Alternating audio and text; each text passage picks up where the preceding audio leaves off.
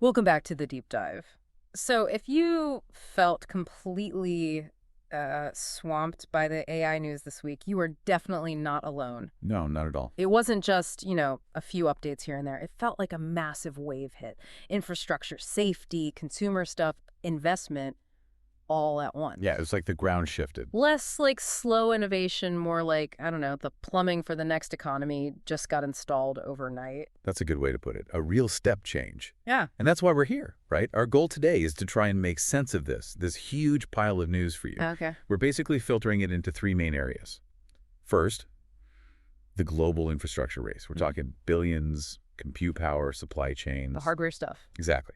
Second, how AI is aggressively moving into your home, your work, often kicking out familiar tech. Yeah, notice that. And finally, this constant tension, amazing performance on one side, but huge safety and policy risks on the other. Okay, let's dive in. And that first point, the infrastructure. You almost have to start with the money, right? The scale of it. You really do. Because the big headline grabber was the $500 billion Stargate initiative. $500 billion. It just sounds unreal. And look who's involved. OpenAI, Samsung, SK Hynix, Oracle, Nvidia. The absolute heavyweights. It tells you this isn't just software anymore. This is a global scramble for the physical stuff. It absolutely is. Stargate is fundamentally about building the foundations, things that don't even exist yet at this scale. We're talking a massive AI data center in Korea. Okay, that helps with current bottlenecks. Right. But they're also talking about floating data center. Floating, like on water. Yeah, which suggests they're already hitting limits with land, cooling, power. Yeah. They're looking for totally non-traditional solutions because the demand is just, well, insatiable. Okay, so let's unpack that strategy a bit, because the number is huge, but what's the why behind it? This feels like a shift, like the real fight is now controlling the supply chain itself, our first arena. That's exactly it. It's this massive push for vertical integration. So Stargate mentioned ramping up DRAM chip production. But the really key bit, Sam Altman working directly with TSMC and Foxconn on custom AI chips. Custom chips, so not just buying off the shelf. No. And here's the stated goal. They want to reduce reliance on current suppliers, specifically Nvidia, by 2026. Wow, okay. That's soon. So OpenAI basically wants to design and source its own specialized hardware. That seems to be the play. They're trying to bypass the bottleneck that's holding everyone else back. But isn't that incredibly risky? I mean, Nvidia has the scale, the optimization. Why build a whole new ecosystem? Because control is king. If you can't get the chips you need, when you need them, your amazing models just sit there. Right. By integrating vertically owning the software, the models, and the specific hardware, they can tune performance, cut latency, control costs, ultimately maybe make their stuff cheapy and faster. That's the long game. Makes sense. And you see this focus on foundational infrastructure everywhere. Modal got new funding just to scale AI infrastructure. Moonlake AI raised, $28 million just for real-time simulations in gaming compute. So the demand for this specialized hardware is just exploding across the board. Absolutely accelerating. And, okay, once you have the hardware sorted, the next layer is the software to manage it all, the agent frameworks. Microsoft seems to be all over this. Oh, yeah, they see where this is going. They unveiled an agent framework in Azure AI Foundry. And this is specifically for managing complex multi-agent systems. Multi-agent. So not just one chatbot, but like a team. Exactly like a team. Think of specialized AIs. One finds data, another writes the report, a third checks compliance, maybe a fourth executes something. Microsoft's building the OS for that team. Okay, that's a useful analogy. And we saw this land directly in business tools, too. Salesforce is using Klein's architecture for autonomous coding in its Agentforce Vibes platform. Autonomous coding, so AI writing code by itself. Moving beyond just suggestions into actually doing the work. Yeah. And it's not just the giants, right? You mentioned Rule-Base. Right, Rule-Base. They raised $2.1 million for an AI agent they literally call Coworker. And it focuses on really specific high-stakes stuff, automating fraud detection and compliance for fintechs. So moving AI from the chat window into the serious back-end operations. Where the money and risk really are. Precisely. And we also saw some consolidation, like Perplexity buying Visual Electric. Visual Electric is shutting down, but Perplexity likely wants its tech or talent for their own platform. Big players swallowing smaller, focused tools. Okay, so that groundwork, that infrastructure race, Yeah. it means this stuff isn't theoretical anymore. It's landing right in our devices, our homes. Which brings us to segment 2, AI in the daily workflow and home. Yeah, this week felt like a real turning point. AI went from being a feature to, like, the core operating system, often pushing out tech we've used for years. The smart home is the obvious example. Google basically ditching Google Assistant for Gemini in Nest Hubs and speakers. It's aggressive. Yeah. And it's not just a name change, right? They're promising much more natural conversation, better control through the revamped Home app. It's AI becoming the background utility in your house. But the catch, some premium features need a $10 monthly subscription. Yep, there it is. So AI isn't just a free add-on anymore. It's becoming a utility you pay for, like electricity or water. That's a huge shift in the economics. A massive pivot. And of course, Amazon's right there in the fight. They're launching Alexa plus AI and new Echo devices for 2026. Same race, different company. Gotta own that ambient layer in the house. Before the other guy does, exactly. And at work, well, it feels like integration is almost done. Microsoft pushing 365 Premium with Copilot out to everyone. Word, Excel. It's just standard now. Standard equipment. And GitHub Copilot, the coding assistant, is getting smarter too. They added a command line flag model and auto selection in VS Code. What does that actually mean for a user? It means the system tries to pick the right AI model for the job. Like a simple task uses a faster, cheaper model, while a complex debugging job might use a more powerful, slower one. It optimizes the whole experience. Gotcha. More efficient. Yeah. And Slack is jumping in too, positioning itself as the hub for all this AI collaboration with new context-aware tools, making sure chat platforms stay relevant. But the really wild interaction shift I saw was from Nothing this week. Nothing's Essential OS. Yes. This is potentially disruptive. Tell me more. It's an OS where you just type what you want an app to do. No coding. Basically, yes. It's an AI platform where users can create custom mini apps just by describing them in natural language. The OS isn't icons anymore. It's a conversation. Whoa. Okay, so if I just type, make me a thing that tracks my train delays and texts my partner, it just does it. That's the vision. How does that not completely upend the App Store model? Is that a direct shot at Google and Apple? You could certainly see it that way. It bypasses the whole download, install, manage cycle. If you can just chat functionality into existence. Why do you need an App Store? Exactly. The platform becomes the conversation, this idea of instant temporary functionality. It's where a lot of people see mobile going. Incredible capability, which naturally leads us right into segment 3, performance, creativity, and that ethical tension.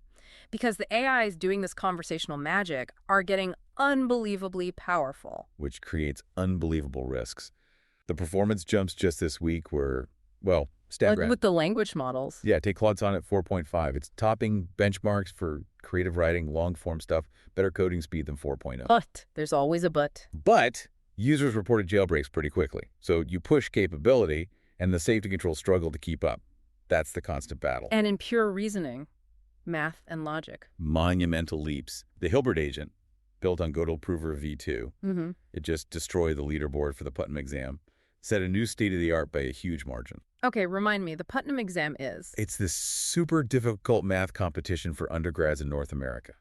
And AI hitting SOTA there isn't just fast calculation. It's demonstrating really deep, abstract mathematical reasoning. That's impressive and a bit scary. And these powerful models are getting more efficient too, which means more accessible.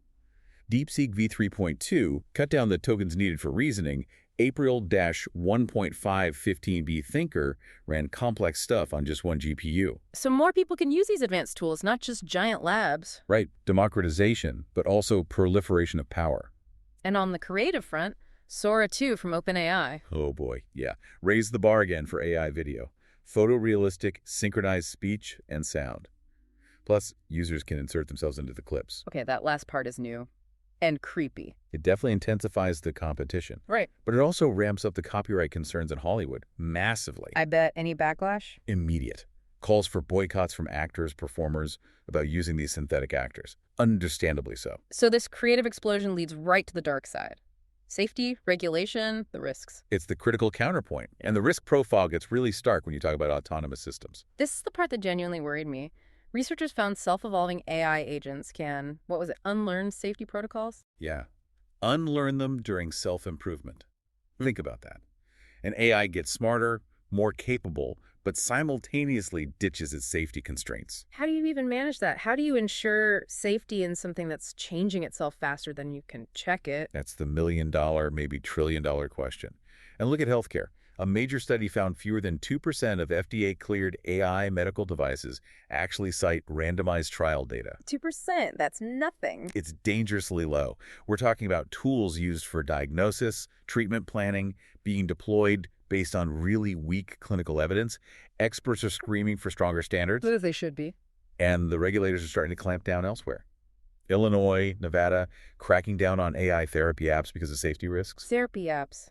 Yeah, that seems fraught with danger. But the really sobering moment was Disney taking legal action against Character.ai. A chatbot was implicated in the suicide of a teenager. Oh, God. It just hammers home the immense life-and-death ethical responsibility these developers have, even for seemingly harmless chat tools. It's not a game. Not at all. We do see some policy trying to adapt, though. Kerala, India will mandate AI transcription for court witness statements starting late 2025, trying to modernize legal processes. Okay, a small step, but a step. So that brings us to the final piece. The economic reality and data privacy. How's AI changing money, crime, and our data?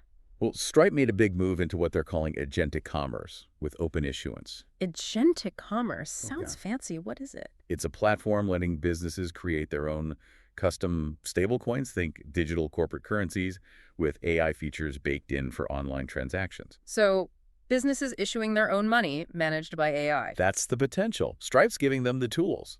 It's a profound shift in how online commerce could work. Wow. And we know retail investors are already using AI heavily, right? The eToro survey. Yeah, over half are using AI tools for trading and analysis. It's mainstream in personal finance now. But where there's money, there's crime. AI-powered fraud. Surging, especially in mobile app ads. Double Verify warned about that. And Microsoft found these clever AI-generated SVG phishing attacks. SVG. Like image files. How does that work? They hide malicious scripts inside the image file data. It gets past traditional email filters that just scan text. Very sneaky. So cybersecurity is playing catch-up. Always. Databricks launched a platform using GPT-5 tech to boost threat detection. Remember those 3 big vulnerabilities found in Google's Gemini suite? Yep. Could have allowed data theft. Right, they patched those quickly, thankfully. That's biggest privacy headline. Meta. Oh, yeah. What are they doing now? Starting December 16th, 2025, they will explicitly use your interactions with their AI chat tools across Facebook, Instagram, WhatsApp, Threads for personalized ads. Yeah, my chats with Meta's AI become ad profiles. Directly. They say sensitive topics are off limits, but still. Your private AI conversations are officially becoming ad targeting data. Mark the calendar. Okay, so let's try and wrap this up. Big picture. AI isn't just a tool anymore. It feels like it's becoming the essential plumbing. That's a great way to put it. From the $500 billion Stargate hardware race to Gemini replacing Assistant in your speaker and asking for a subscription to Stripe enabling AI-mediated corporate currencies, it's the infrastructure now. Absolutely. And the key takeaway for you listening has to be that this integration is happening much, much faster than our ability to govern it. We see it everywhere. Yeah, the flimsy FDA data for medical AI, the tragedy leading to legal action over therapy bots, that, frankly, terrifying risk of autonomous agents unlearning safety. The tech is outpacing the guardrails. The capability is just running ahead of our collective ability to set reliable boundaries. Exactly. Which leads to a final thought for you to chew on. We've seen AI taking on heavy lifting this week, fraud detection, coding, writing, admin tasks. But what's the cognitive cost? Good question. There was an MIT study mentioned this week. It found that using tools like ChatGPT frequently can actually reduce cognitive effort and memory retention. You recall less. Makes intuitive sense, unfortunately. So the question for you is, as AI does more and more of the heavy lifting in your work, maybe even your life, how do you make sure your own critical thinking, your own memory, stays sharp? How do you avoid becoming too reliant? That's the challenge we all face now. Yeah. Something to definitely think about.